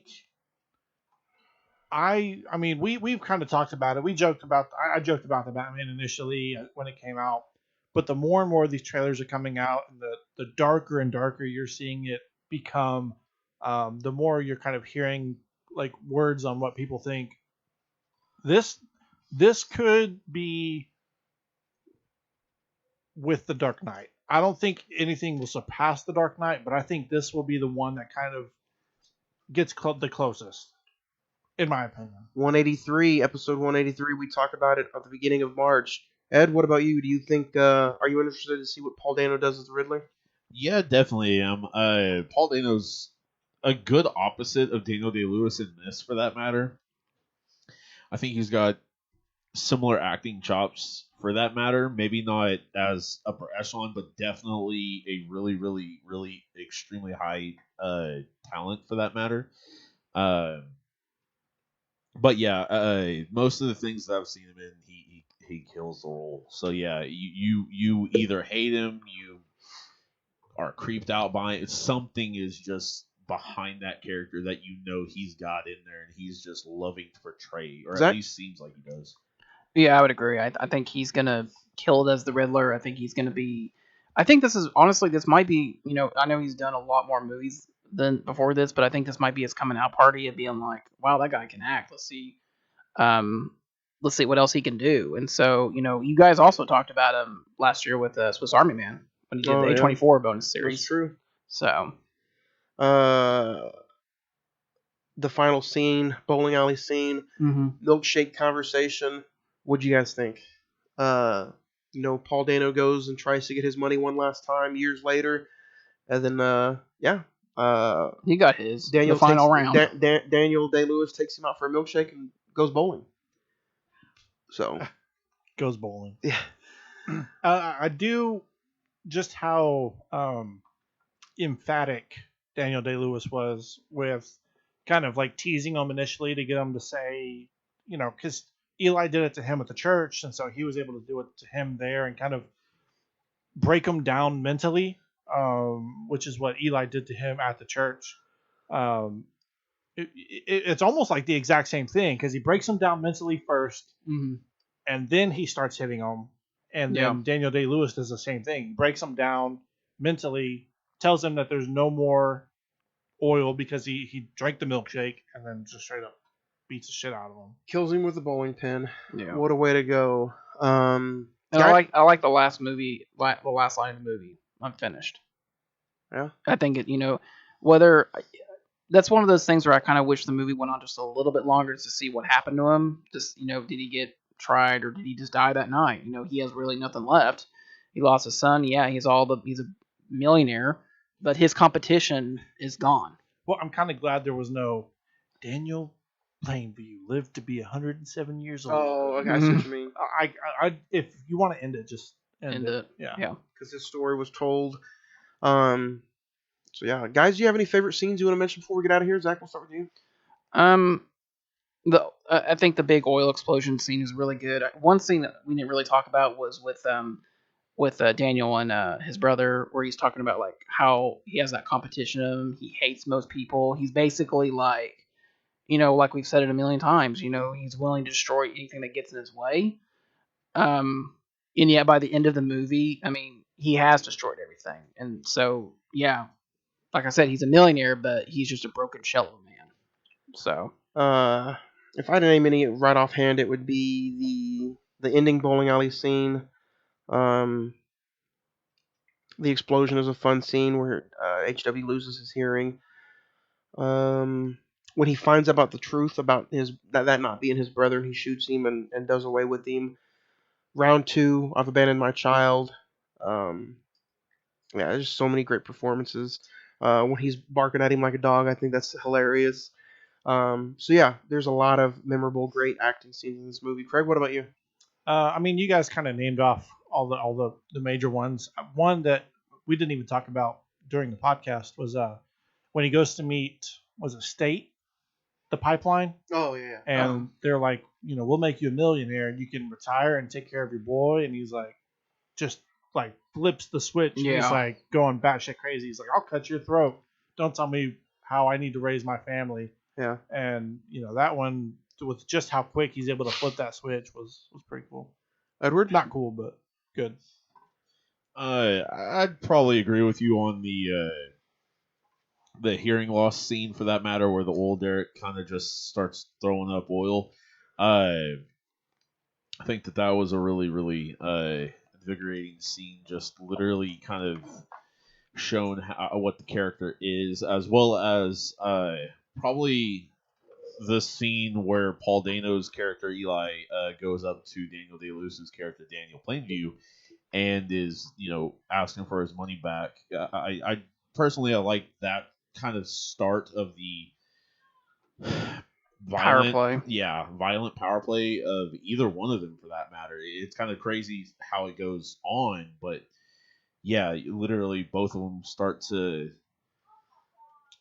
find ways to get to one up the other eventually, So yeah, crazy stuff. Good dialogue, good scenes. Ed, go ahead and finish us off. Star rating? I would give it a 9 personally. I think this is a very very good movie. It's got a ton of good content, so yeah, I'm gonna give it a 9 personally. Craig? I do think it was slow at some points. The no dialogue for the first like 30 to 40 minutes was kind of weird for me. But overall, I think the acting, the chemistry, the dialogue, the performances, it was all really good. So I'm going to give it a 9. I'm right there with you guys. I'm going to give it a 9. I don't know how the rewatchability would go so many years later. Or, this isn't definitely a movie I'd watch once a year. But I think, if you pick it up and just try to watch it, every other year or something, I think you're going to get caught in so much of the dialogue. The cinematography is some of the best that I've ever seen in any other movie. And then Daniel Day-Lewis just knocks it out of the park. Every single scene he's in. So 9 for me. Zach, what about you? Yeah, I'm right there with you. I'll give it a 9. Performances of Daniel Day-Lewis, Paul Dano, cinematography, the direction, the score by Johnny Greenwood is incredible, and just watching just the characterization of Daniel Playview just go from, yeah, he may have always been that greedy bastard, but it just gets progressively worse as it goes on. Guys, let us know your star rating of the movie. Send us in your star rating, your top 5s, recommendations, or requests. Send us in at the email is cinemen921@gmail.com. Reply to us on Twitter at cinnamon405. Hit us up on the Facebook page. Just search facebook.com/cinnamon movie podcast. And then the Instagram is one word, just cinnamon movie podcast. But before that, Zach, what are we talking about next week? Next week, we're going back to Alfred Hitchcock. We're talking Rear Window with Jimmy Stewart and Grace Kelly. So next week's movie, Grace Kelly. February the 7th, we are talking Rear Window. You know what I'm talking about? Continue, Johnny. I'm sorry. It's funny. But yeah, send us in some emails, and we will read them at the end of every show, just like we normally do. So yeah, next week, Monday the 7th, we're gonna do Rear Window. Monday the 14th, we're gonna do Twilight on Valentine's Day. Monday the 21st, on President's Day, we're gonna do Juice, the 30th anniversary of Juice, starring one Tupac. And then February 28th, guys, it's our biggest show so far of the year, our top 5 plus 5 of 2021, our awards show. We give out the prestigious Dog Shit of the Year award. So I can't wait to talk about it and what movie gets that prestigious white award. We're giving out white dog shit this year, just like in Step Brothers. Made him eat the white dog shit. So fuck you, Dale. Fuck you. But yeah, let's dig into some of the emails and social media gatherings. Geo from Twitter says definitely one of Daniel Day-Lewis's last great performances on film. 9 stars. So 9 stars. That's a lot. You guys can again email us at the show cinemen921@gmail.com. Dan says, I have not seen There Will Be Blood in many, many years. Man, I'm so glad to have this rewatch, though. Thank you for the recommendation. Can't wait to hear you guys' thoughts. 10 stars. There you go. 10 stars. There you go. Barry says, I think it's time you guys finally reviewed a PTA film and one of my all-time favorite directors and a Daniel Day-Lewis movie. If you could do another PTA movie, what would it be? There Will Be Blood was 9 stars. Boogie Nights. The Master. The Master. I would just pick a random movie. So I looked up Boogie Nights, and I think I saw it like back in the day. I would say Boogie When Nights. I was too young. I was too young to be able to watch that. Well, you're not too young. It was on IFC. You're not too young anymore, sir. Boogie Nights would be a fun conversation. Isabel says, what did you guys think of the character HW? His character was unique, and I think his job was done really, really well because I felt bad for him throughout the entire movie. First time watch for me, I did enjoy it. 9 stars. One thing that I found out about the guy who played HW, that was his only movie. The young First one or and the older last. one? The young one. Oh. Yeah. The baby? No, the kid, the one that initially got to go deaf. That was his first and only movie. That's it, literally. Because he went deaf. Yeah, he went deaf. So. I don't know. Okay. Sam G69 says, "Love There Will Be Blood. Favorite scene is the death of Henry. 10 stars. Everybody wants to see somebody die. That's the name of the movie. There will be death." Ryan says, "I love the 3 span of films that you guys are doing in this direction. The Tragedy Macbeth, There Will Be Blood, and then next week Rear Window. Such a fun stretch of directors. Can't wait to hear it. Love There Will Be Blood. 10 stars." You're not going to add in the 14th? Well, I don't know. I don't know who the director is, but No, I was just saying, like, it's funny that I wonder if how many emails do you think that we're gonna get about Twilight? What do you think the average star rating for Twilight's gonna be? Fucking 6. like a 6. You think so? That's the answer to everything. 6.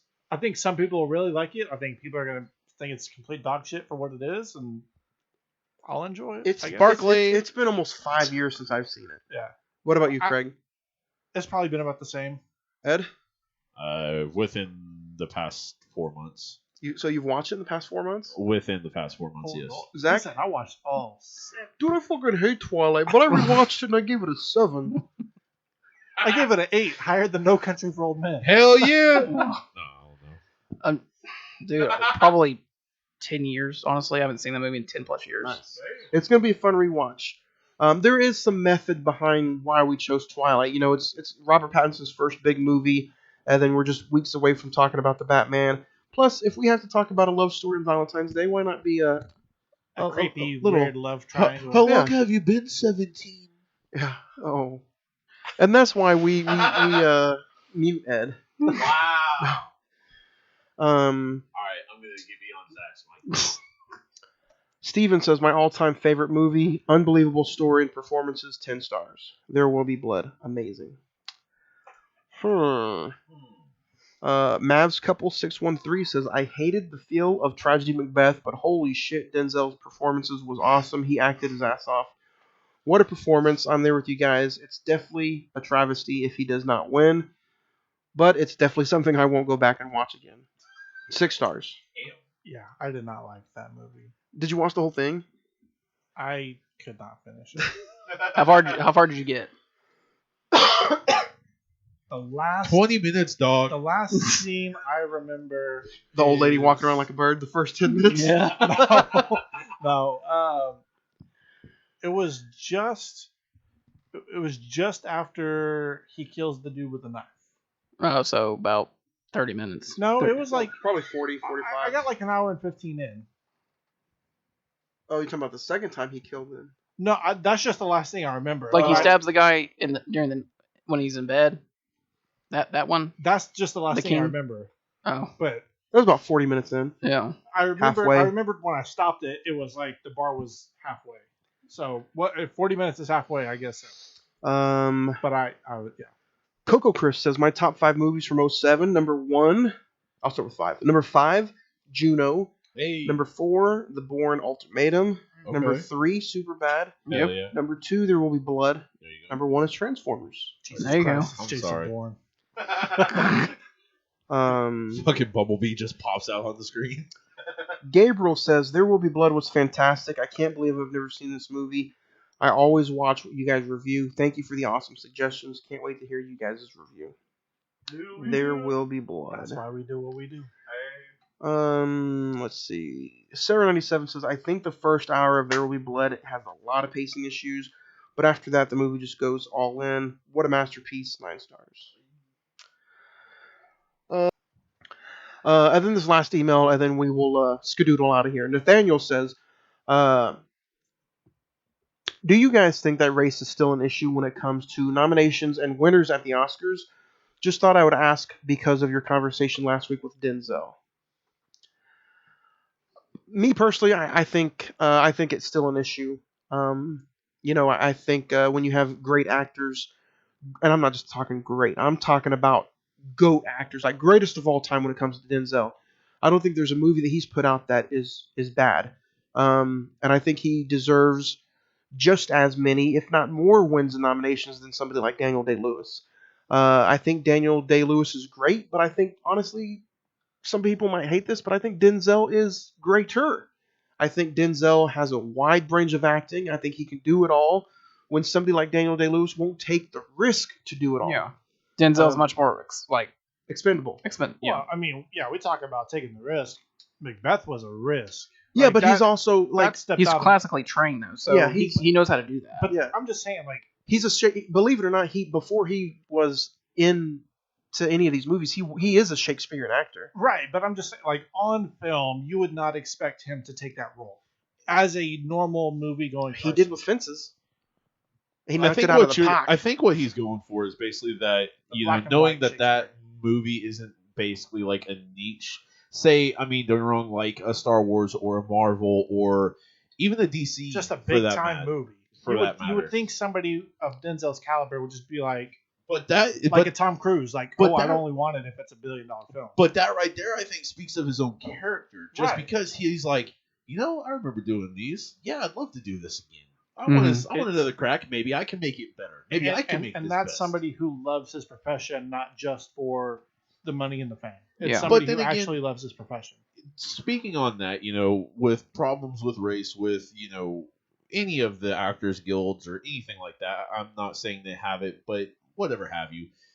I think it just speaks to your audience whenever you're that loved of a person, that loved of a professional for that matter, of whatever profession you're in. Screw the awards. Who gives a shit about the awards? Well- It's how you made a difference in people's lives. Because, I mean, don't get me wrong, Chadwick Boseman for that matter. Credits Denzel Washington, for a bunch of stuff in his own life. Yeah. So I think that makes Denzel more of an amazing man than some fucking award will ever make. Yeah. Well, and that's the thing because the movies that Denzel picks, yeah, they're probably most of them are really good films, but he doesn't do them for the acclaim. He does them because he thinks it's a good story, a good character. Right. And then he gets that acclaim. Yeah, basically. And awards like these where it's all opinion are very hard to sit there and have any concrete evidence behind, like, this person deserved to win it because of this. It's all just based on a few people behind a room who may or may not be an actor.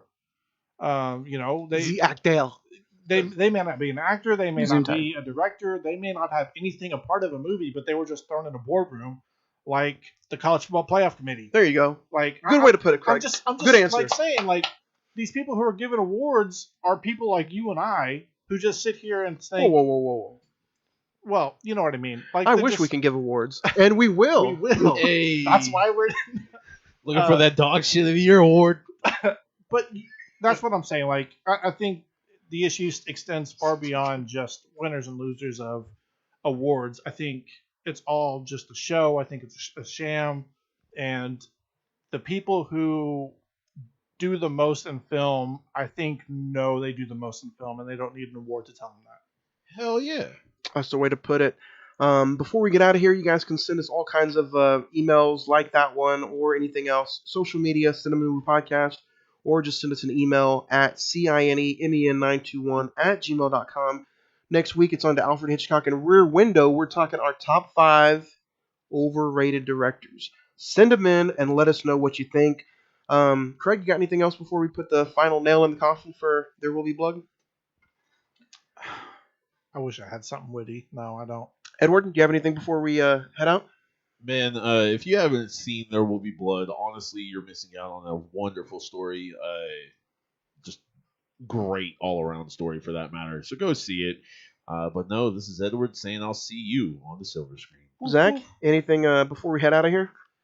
No, like we all said, we go out and see this movie. It is streaming on Netflix, so you really don't have an excuse not to watch it. So, yeah, I'll see you next week. Don't forget, guys, next week we are talking Rear Window, Alfred Hitchcock. Don't forget, check out There Will Be Blood on Netflix. Let us know what you think. And join us next week, February the 7th, for Rear Window. right here on the Cine-Men Movie Podcast. And I want these words to make things right, but it's the wrongs that make the words come to life. Who does he think he is? Is that the worst you got? But it puts your fingers back to the key. One